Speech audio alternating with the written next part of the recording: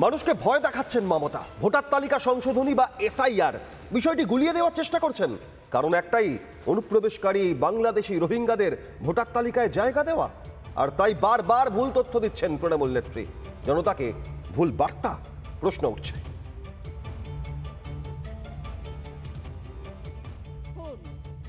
2002 সালের আগে জন্ম হয়েছে, 2002 সাল পর্যন্ত বলছে তাদের বাবা মায়ের বার্থ সার্টিফিকেট লাগবে।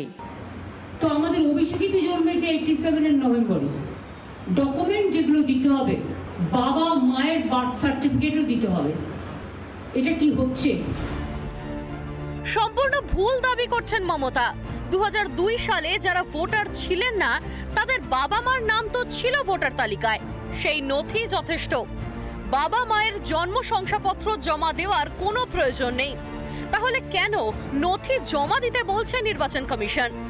সরকারি চাকরির পরিচয়পত্র, ব্যাংক ও পোস্ট অফিসের তথ্য, পাসপোর্ট, জন্ম শংসাপত্র, মাধ্যমিক, উচ্চ মাধ্যমিক ও কলেজের শংসাপত্র, ডোমিসাইল শংসাপত্র, তফসিলি শংসাপত্র, বন অধিকার শংসাপত্র, প্রশাসনের তৈরি করা পারিবারিক রেজিস্টার, জমি বা বাড়ির দলিল, এনআরসি তালিকায় নাম।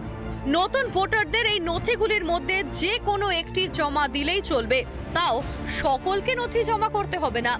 পশ্চিমবঙ্গে শেষবার এসআইআর 2002 সালে, সেই ভোটার তালিকায় নাম থাকলে নথি দেওয়ার দরকার নেই। 2002 সালে যে সমস্ত ভারতীয়র ভোটাধিকার ছিল না, তাদের ক্ষেত্রে নিয়ম কি? বাবা মায়ের নাম তৎকালীন ইলেকটোরাল রোলে থাকলে কোনো চিন্তা নেই, ছেলে মেয়ের নাম সংশোধনী তালিকায় উঠে যাবে। খসড়া তালিকা প্রকাশ হলে সংশোধনের সুযোগ আছে কি? নাম সংযুক্ত করার বা বাদ দেওয়ার সুযোগ মিলবে। খসড়া তালিকা প্রকাশের পর 1 মাস হাতে সময় পাওয়া যাবে। তাহলে কেন ভয় দেখাচ্ছেন মাননীয়া? 1 কোটি রোহিঙ্গা আর বাংলাদেশি মুসলমানকে ঢুকিয়ে দিয়েছে। উনি আধা ব্যাপারে জাহাজের খবর না রাখলে মাধ্যমিকের মার্কশিট নেই নাকি? ওটা ইলেকশন কমিশনকে বুঝতে হবে। এসআইআর নতুন নয়, 2002 হয়েছে। যে ভাষায় কথা বলেছেন, তার যে শব্দ চয়ন এবং সরকারি অফিসারদের কার্যত একটা ভয়ের পরিবেশের মধ্যে নিয়ে যাওয়া, এই বিষয়টিকে নির্বাচন কমিশনকে দেখতে হবে। নির্বাচন কমিশন আমাদের এটা আশ্বাস দিয়েছেন যে পশ্চিমবঙ্গের নির্বাচন ত্রুটি মুক্ত ভোটার তালিকার মধ্যে দিয়ে সেখানে সংগঠিত হবে। 26-এর ভোটে জিততে সাম দাম দণ্ডভেদ মমতার, তাই তো লাগাতার মিথ্যাচার চালাচ্ছেন তিনি। রোহিঙ্গা ভোটার বাঁচাতে মরিয়া তৃণমূল নেত্রী, কিন্তু জনতাকে আর কতদিন ভুল বোঝাবেন?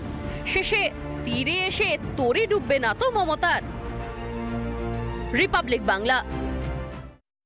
নানা ধরনের কন্টেন্ট দেখার জন্য লাইক করুন, শেয়ার করুন আমাদের ফেসবুক পেজ, সাবস্ক্রাইব করুন আমাদের ইউটিউব চ্যানেল। পাশাপাশি অন্যান্য ব্রেকিং নিউজের জন্য অবশ্যই চোখ রাখুন রিপাবলিক বাংলায়।